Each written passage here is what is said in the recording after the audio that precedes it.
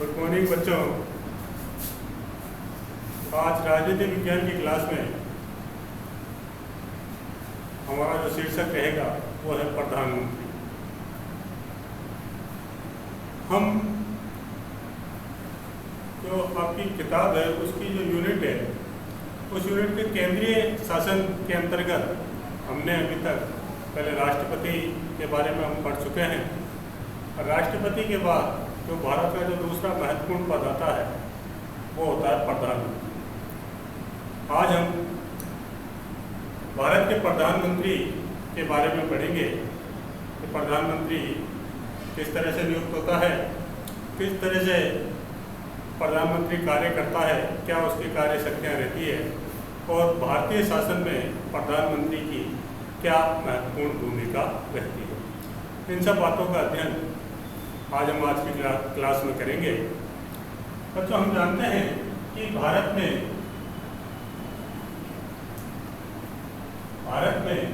जो कार्यपालिका पाई जाती है तो दो तरह की होती है। एक तो होती है नाम मात्र की कार्यपालिका,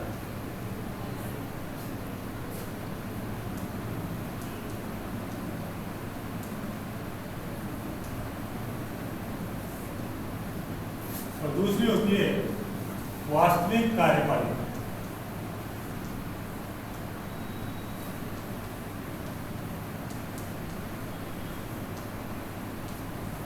जो कार्यपालिका जो बताएगी कि एक तो नाम मात्र की कार्यपालिका और दूसरी वास्तविक कार्यपालिका। जो नाम मात्र की कार्यपालिका होती है इसका जो प्रधान होता है वो राष्ट्रपति होता है। नाम मात्र की कार्यपालिका का प्रधान कौन होता है? राष्ट्रपति होता है। और वास्तविक जो कार्यपालिका है उस वास्तविक कार्यपालिका का जो प्रधान होता है वो प्रधानमंत्री होता है।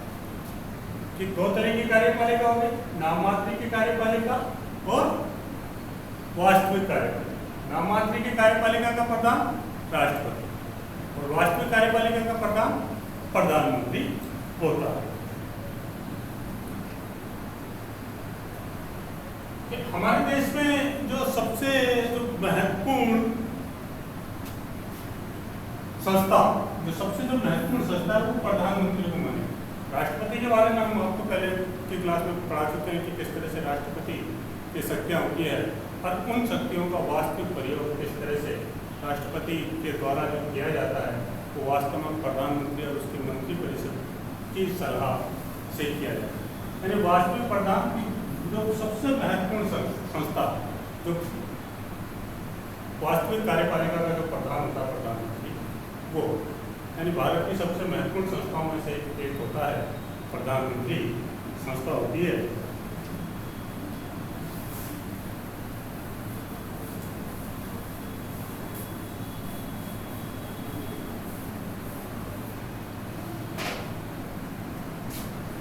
जब हमने पहले की क्लास में पढ़ा था कि भारतीय संविधान का जो अनुच्छेद 53 है वो कहता है कि भारत में एक राष्ट्रपति हो।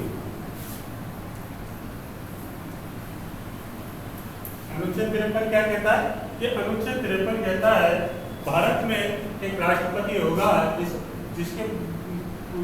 जिसकी शक्तियों का प्रयोग, उसकी जो शक्तियां होंगी उन शक्तियों का प्रयोग वह प्रधानमंत्री और उसकी मंत्रिपरिषद की सलाह से करें।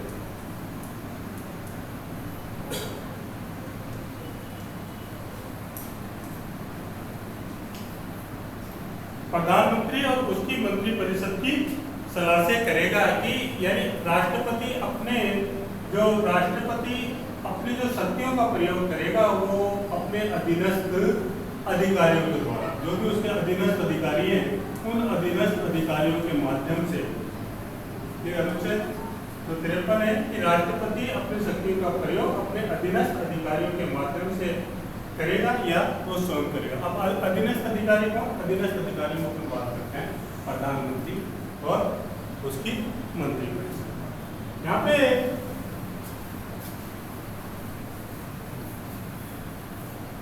भारतीय संविधान का जो अनुच्छेद 74 है, उस अनुच्छेद 74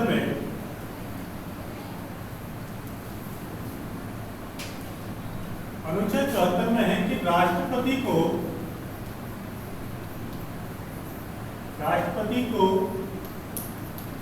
सलाह देने के लिए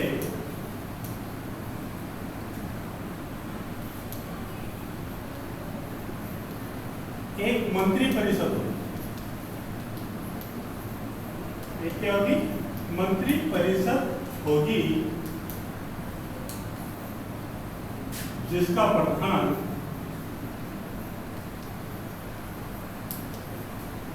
प्रधानमंत्री होगा।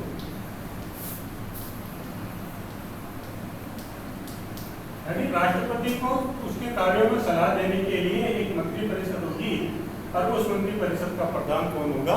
प्रधानमंत्री होगा। यानी राष्ट्रपति मंत्री परिषद और प्रधानमंत्री की सलाह मानने के लिए बाध्य रहता है।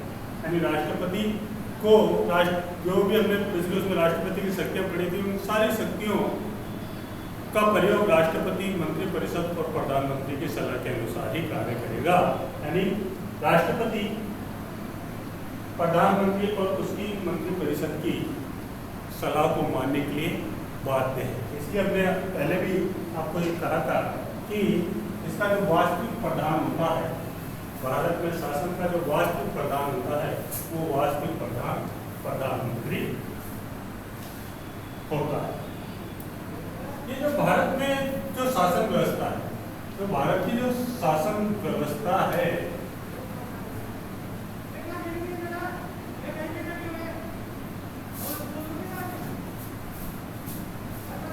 भारत की जो शासन व्यवस्था है वो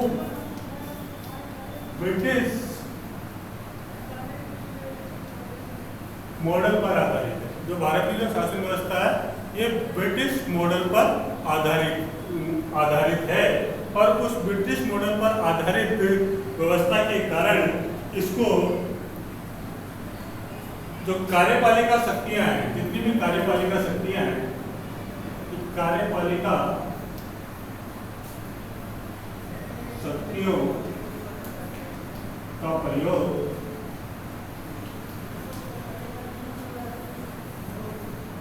वास्तविक रूप से, कार्यपालिका शक्तियां इनका प्रयोग वास्तविक रूप से इसके द्वारा किया जाएगा?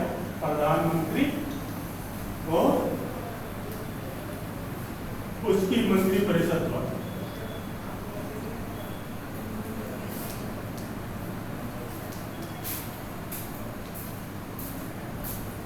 वास्तविक प्रयोग किसके द्वारा किया जाएगा? प्रधानमंत्री और उसकी मंत्री परिषद के द्वारा इन कार्यपालिका शक्तियों का प्रयोग किया जाएगा।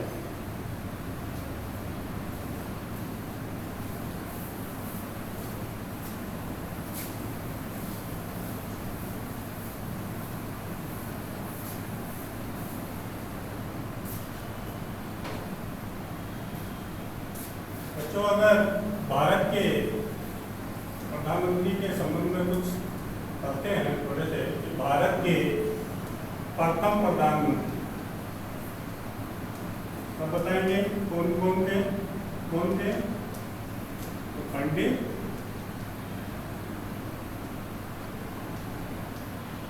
जवाहरलाल नेहरू। भारत के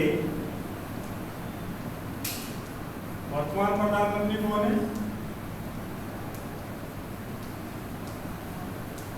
तो नरेंद्र मोदी।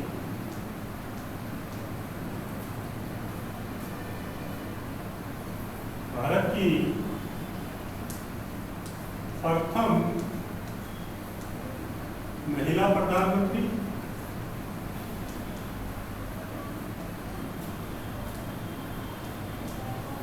श्रीमती इंदिरा गांधी। इनको नोट करेंगे सब।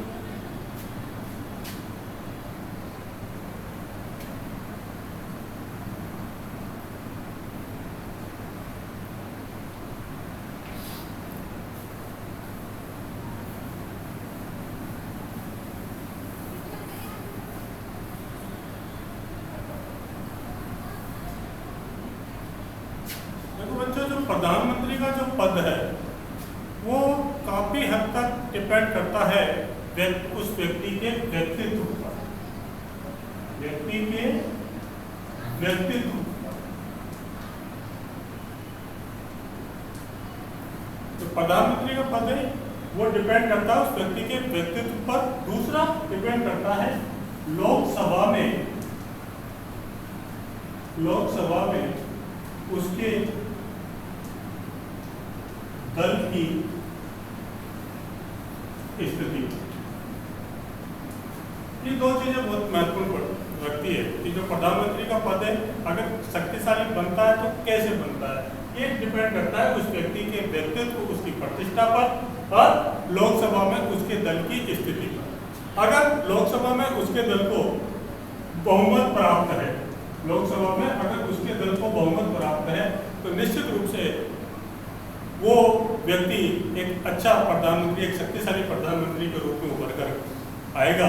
अगर हम भारतीय इतिहास को उठा के देखें तो भारत के प्रधानमंत्री जिनमें पंडित जवाहरलाल नेहरू, इंदिरा गांधी, वर्तमान प्रधानमंत्री नरेंद्र मोदी, ये ऐसे प्रधानमंत्री हुए हैं जो अपने व्यक्तित्व के कारण और लोकसभा में अपने दल की मजबूत स्थिति के कारण, यानी लोकसभा में उनके दल को बहुमत प्राप्त था, इस कारण से एक शक्तिशाली प्रधानमंत्री के रूप में उभर कर सामने आए हैं। और इसके अलावा हमने भारत में प्रधानमंत्री के और अगर उनके व्यक्तित्व और उनके लोकसभा में उनकी स्थिति की बात करें तो मिली जुली सरकारों का दौर था।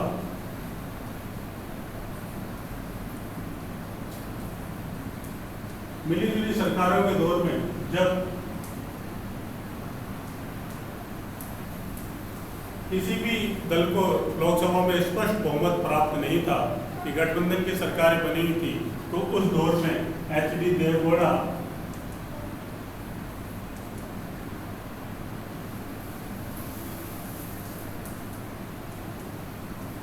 या इंद्र कुमार गुजराल, गुजरात के नाम से समझते हो, इंद्र कुमार गुजराल जैसे कम शक्तिशाली प्रधानमंत्री भी भारत को देखने को मिले।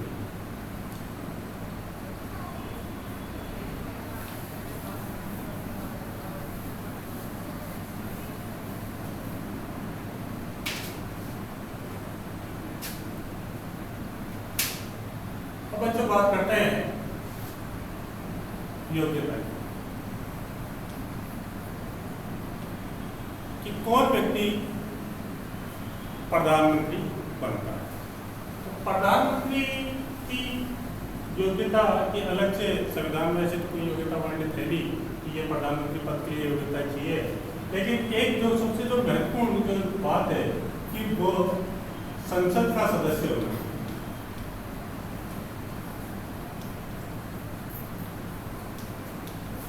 प्रधानमंत्री के लिए क्या आवश्यक है कि वह संसद का सदस्य होना चाहिए, या तो लोकसभा का, संसद का जो अंग है लोकसभा या राज्यसभा, दोनों में से एक का सदस्य होना चाहिए। अगर वो नहीं है तो वही 6 महीने के भीतर उसको संसद की सदस्यता ग्रहण करनी पड़ती। अब लोकसभा का सदस्य है तो लोकसभा का सदस्य होने की जो योग्यता चाहिए वो उसमें होगी उनकी, तभी वो लोकसभा का सदस्य बनेगा। यानी योग्यता की अगर बात करते हैं प्रधानमंत्री पद के लिए तो यही है कि वो संसद का सदस्य होना चाहिए। दूसरी बात करते हैं अपन मंत्रिपरिषद की।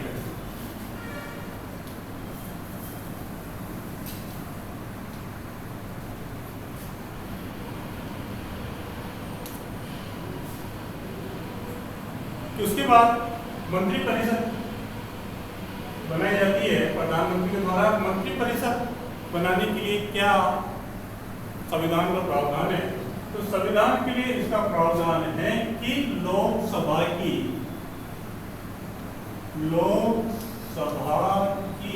कुल सदस्य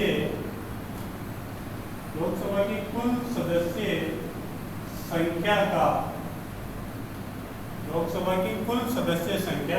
15%, जो लोकसभा की कुल सदस्य संख्या है उसका 15% से अधिक नहीं हो। की मान लो 545 है, तो इस 545 का 15% मंत्रिपरिषद की सदस्य संख्या होनी चाहिए। वर्तमान की अगर हम बात करें तो वर्तमान में यह आता है इसका 82, यानी वर्तमान में ये जो सदस्य संख्या है 82 से ज़्यादा नहीं होनी चाहिए। भारत के पहले मंत्री परिषद की अगर सदस्य संख्या की बात करते हैं अपन,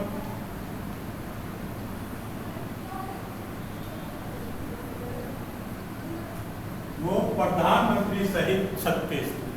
भारत के पहले मंत्री परिषद की सदस्य संख्या प्रधानमंत्री सहित कितनी थी? 36 थी। और वर्तमान की अगर बात करें, वर्तमान मंत्री परिषद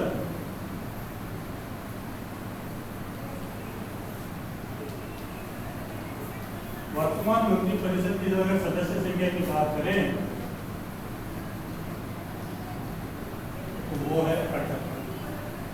काफी विशाल मंत्रिमंडल है 78, जो कि अधिकतम जो सदस्य संख्या है 82 उससे काफी नजदीक है। यानी ये मंत्रिपरिषद की सदस्य संख्या है, जो मंत्रिपरिषद की सदस्य संख्या लोकसभा की कुल सदस्य संख्या का 15% से अधिक नहीं होगी। वर्तमान में 78 है और अधिकतम इसकी सदस्य संख्या 82।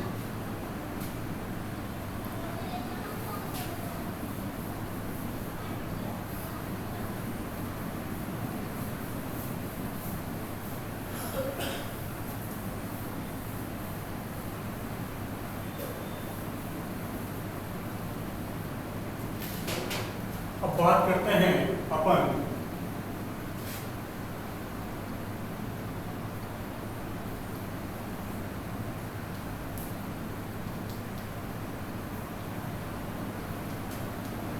प्रधानमंत्री की नियुक्ति। हम जानते हैं कि प्रधानमंत्री की नियुक्ति कौन करता है? तो प्रधानमंत्री की नियुक्ति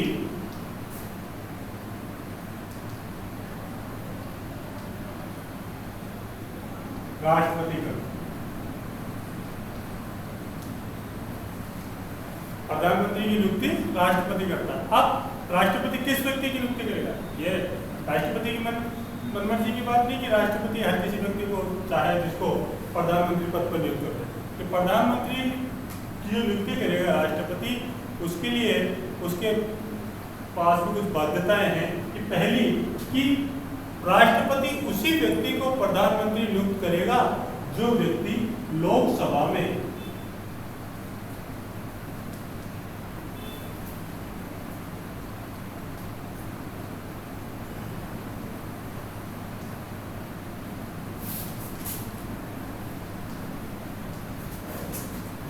लोकसभा में बहुमत दल का नेता, यानी जिस दल को लोकसभा में सबसे ज्यादा सीटें मिली है, बहुमत मिला है, उसी दल के नेता को राष्ट्रपति प्रधानमंत्री पद पर नियुक्त करेगा।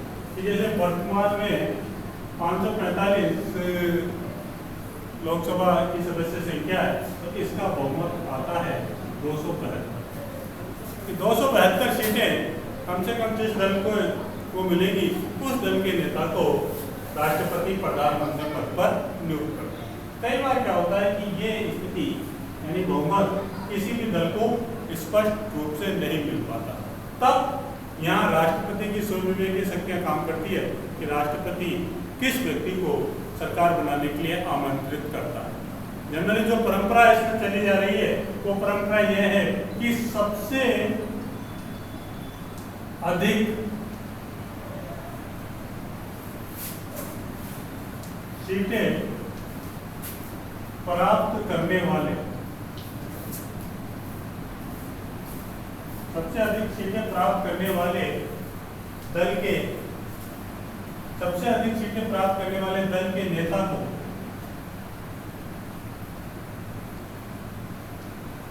यानी जिस दल ने लोकसभा में सबसे अधिक सीटें प्राप्त करी है, जिस दल ने लोकसभा में सबसे अधिक सीटें प्राप्त करी है, उस व्यक्ति को प्रधानमंत्री सरकार बनाने के लिए आमंत्रित करता है। और आमंत्रित करने के साथ उसको ये भी कहता है कि उसे एक निश्चित समय सीमा तक लोकसभा में अपना बहुमत पेश करना चाहिए।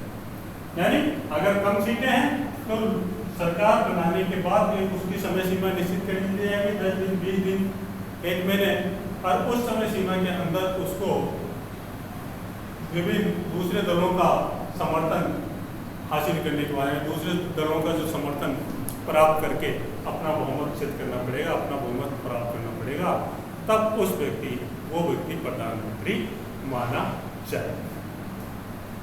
ये अपन ने देखा कि किस तरह से राष्ट्रपति प्रधानमंत्री की नियुक्ति करते हैं।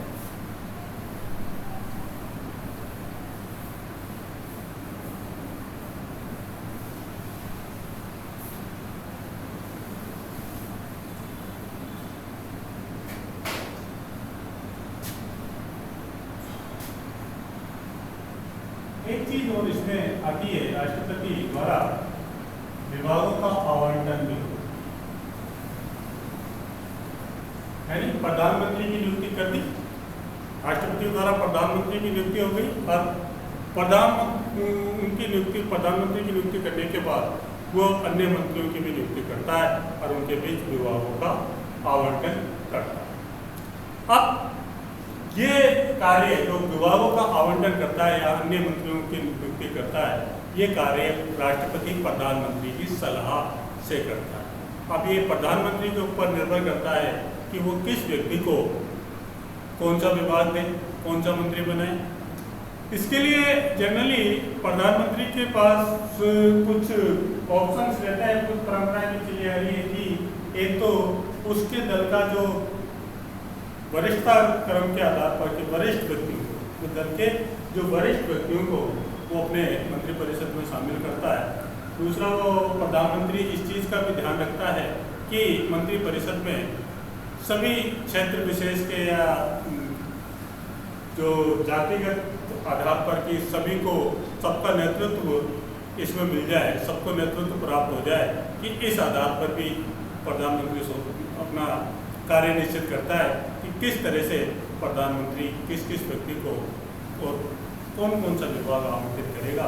कि इसकी सलाह प्रधानमंत्री राष्ट्रपति को देगा, राष्ट्रपति प्रधानमंत्री की सलाह के अनुसार विभागों का आवंटन करेगा। अब नेक्स्ट जो चीज आती है वह है मंत्रियों के सरकार। मंत्रिपरिषद बना दी, मंत्री बना दी, विभागों का बंटवारा भी कर दिया। अब मंत्री कैसे कैसे होते हैं, कौन कौन से मंत्री होते हैं, कितने प्रकार के मंत्री होते हैं, इसकी बात करें अपन। इसमें जो सबसे पहला स्तर आता है वो आता है कैबिनेट मंत्री।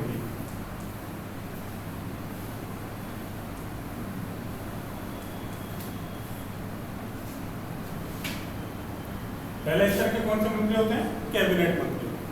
ये कैबिनेट मंत्री स्वतंत्र, इनके पास जो विभाग बनते हैं उनका स्वतंत्र प्रभार इनको दिया जाता है और ये अपने विभाग के सर्वसर्वा होते हैं। और मंत्रियों में सबसे प्रथम श्रेणी के मंत्री ये कैबिनेट मंत्री माने जाते हैं।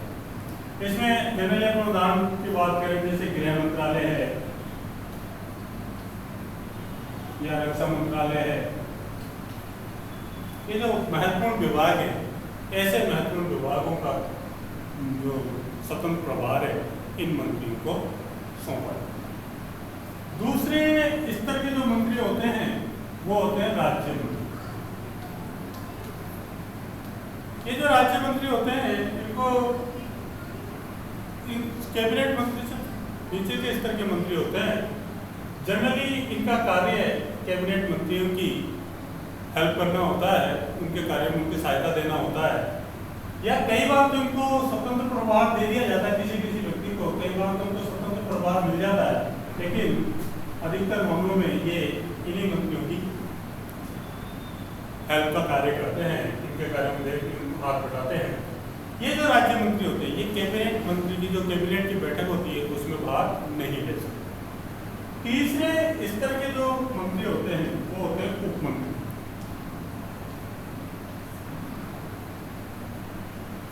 तीसरे तरह के मंत्री होते हैं जो राज्य मंत्री और कैबिनेट मंत्री, इन दोनों मंत्रियों की के कार्यों में हेल्प करने का कार्य करते हैं, उनके कार्यों में हाथ मिलाने का कार्य करते हैं। ये तीसरे इस तरह के मंत्री होते हैं।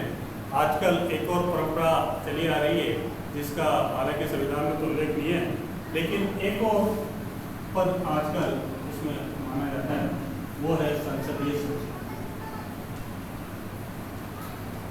इस संसदीय सचिव इनकी नियुक्ति प्रधानमंत्री द्वारा की जाती है।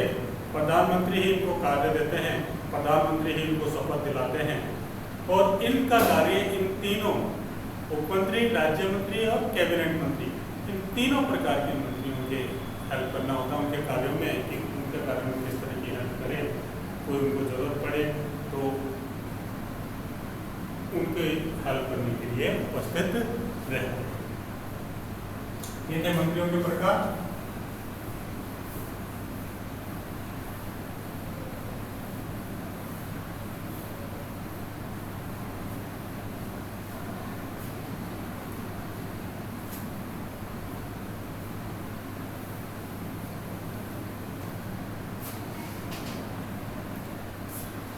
अब बात करते हैं कुछ कार्यकाल। प्रधानमंत्री या मंत्री परिषद का कार्यकाल कितना है? एक प्रधानमंत्री या मंत्री परिषद का जो कार्यकाल होता है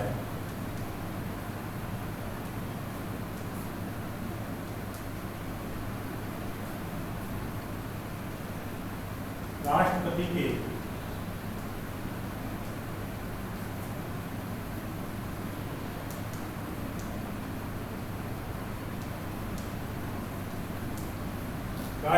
प्रसाद पर्यंत तक, यानी मंत्री परिषद कब तक रहेगी कि मंत्री परिषद तब तक रहेगी जब तक उस दल को लोकसभा में बहुमत प्राप्त हो।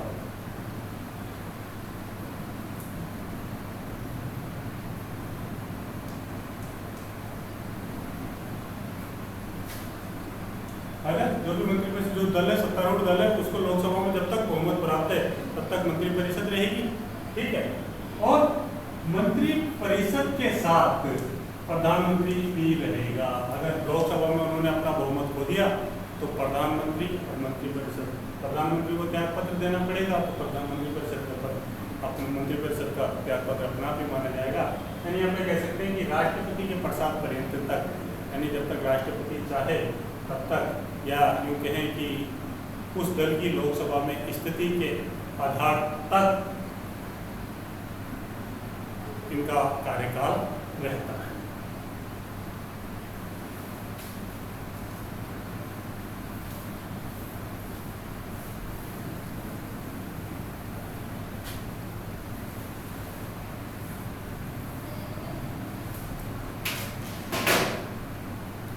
मंत्रिपरिषद के आकार की बात अभी हम कह चुके हैं। शुरू में ही इस क्लास के शुरू में हमने मंत्रिपरिषद के आकार की बात करी थी कि मंत्रिपरिषद का आकार लोकसभा की सदस्य संख्या का 15% रहता है, या वर्तमान में 78 है और 82 से ज़्यादा नहीं। उसके बाद बात करते हैं अपन शपथ कि प्रधानमंत्री को शपथ कौन दिलाता है? प्रधानमंत्री और मंत्री परिषद, प्रधानमंत्री और मंत्री परिषद को शपथ दिलाता है राष्ट्रपति।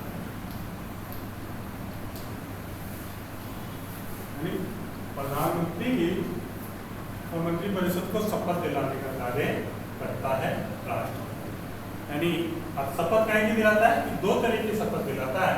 एक तो अपने पद के प्रति कर्तव्य का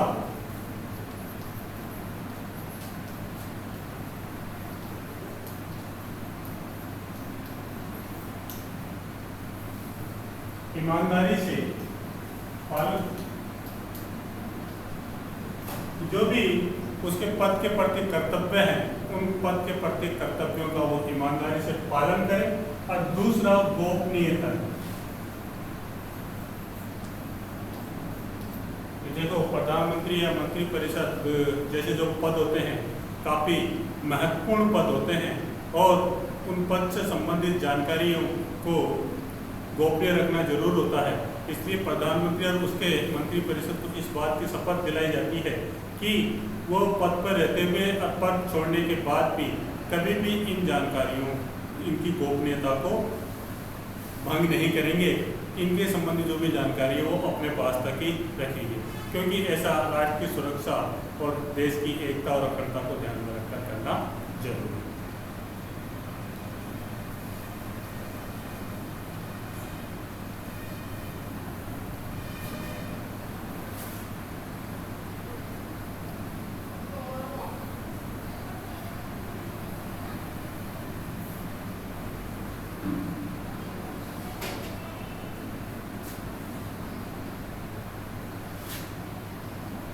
अब आता है प्रधानमंत्री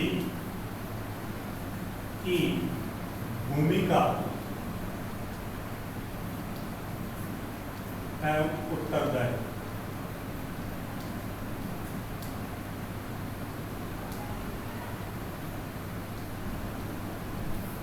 प्रधानमंत्री की क्या भूमिका होती है, क्या उत्तरदायित्व होता है कि हमारे राष्ट्र में शासन का प्रमुख व्यक्ति होता है प्रधानमंत्री, और शासन का जो समस्त संचालन प्रधानमंत्री के ही द्वारा किया जाता है। विदेशों से संबंधों या देश की स्थिति संबंधी जो भी महत्वपूर्ण निर्णय लिए जाते हैं वो प्रधानमंत्री के द्वारा ही लिए जाते हैं।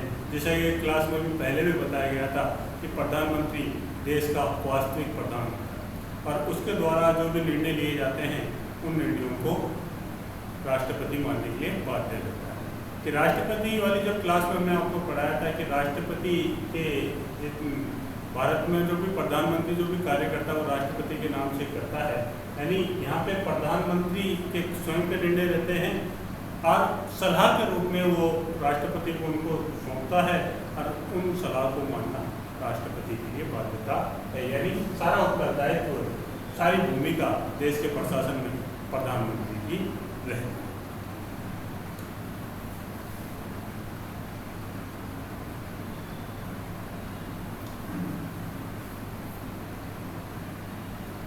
एक और चीज मैंने इसमें बताई थी अभी आपको कि विभागों का आवंटन, विभागों का आवंटन करता है विभिन्न मंत्रियों के बाद, और आवंटन करने के बाद वो कई विभाग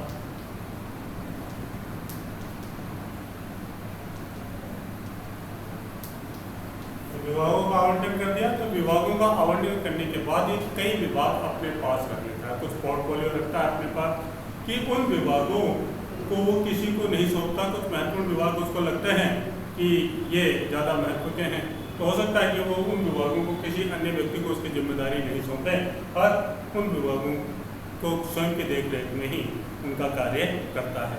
यानी उन विभागों की जो जिम्मेदारी होती है उस जिम्मेदारी को वो अपने पास ही रखता है। अगली जो उसकी भूमिका होती है संसद और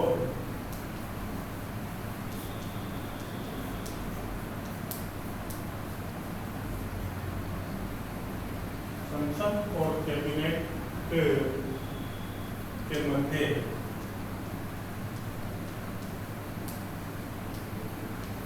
एक कड़ी के रूप में होता है कि संसद में जो भी कार्य करने हैं या उन कार्यों का की जानकारी कैबिनेट को देना, कैबिनेट द्वारा लिए गए निर्णयों की जानकारी संसद को देना, यानी इन दोनों के मध्य एक चेन के रूप में कार्य करता है, एक कड़ी के रूप में कार्य करता है, ताकि इन दोनों में कैबिनेट में और संसद में आपस में सामंजस्य बना रहे और ये अपने कार्य को सुचारू रूप से और सही ढंग से कर सके। इसकी जो एक और है कि सरकारी प्रतिनिधि के रूप में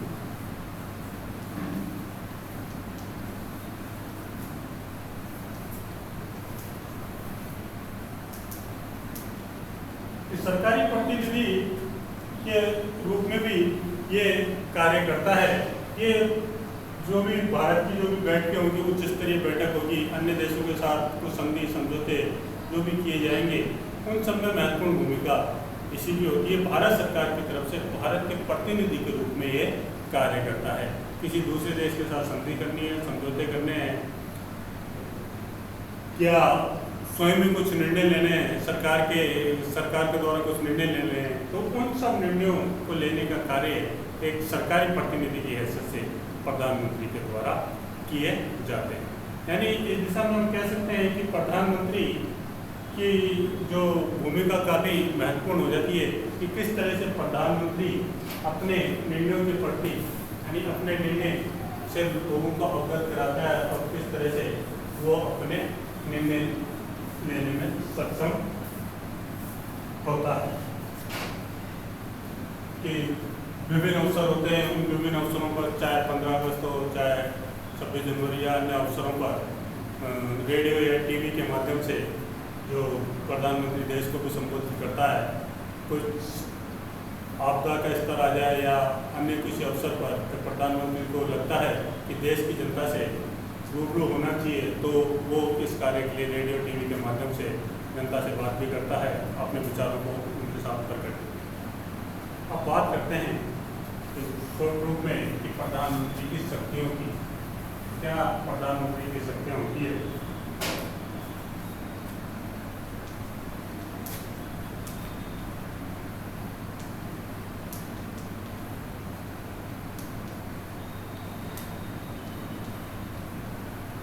देखो, प्रधानमंत्री की अगर शक्तियों की बात करें तो भारत का जो प्रधानमंत्री है विश्व के जो बड़े जो महत्वपूर्ण शासनाध्यक्ष है, उन बड़े शासनाध्यक्षों में से एक होता है।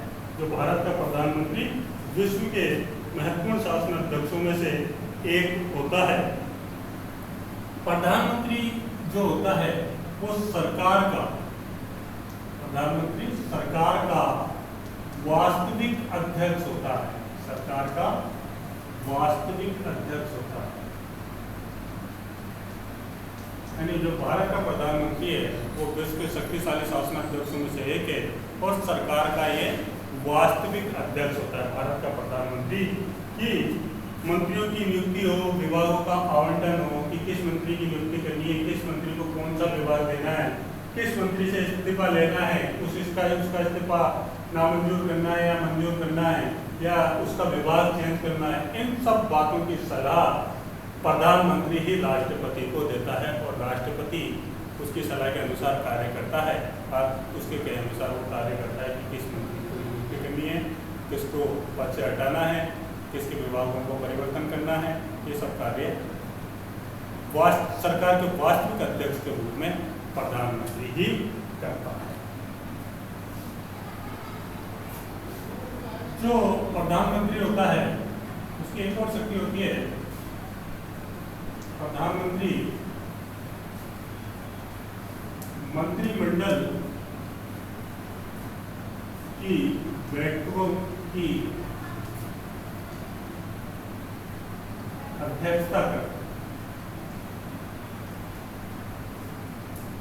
मंत्रिमंडल की जो भी बैठक होती है उन सब बैठकों की अध्यक्षता की प्रधानमंत्री के द्वारा की जाती है।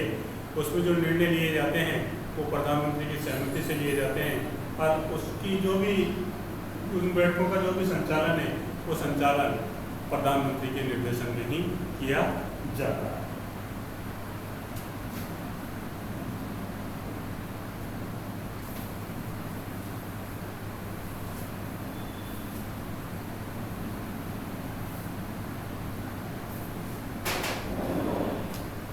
है कि प्रधानमंत्री जो कैबिनेट के द्वारा जो भी निर्णय लिए जाते हैं कि कैबिनेट के द्वारा जो भी निर्णय लिए जाते हैं उन निर्णयों को राष्ट्रपति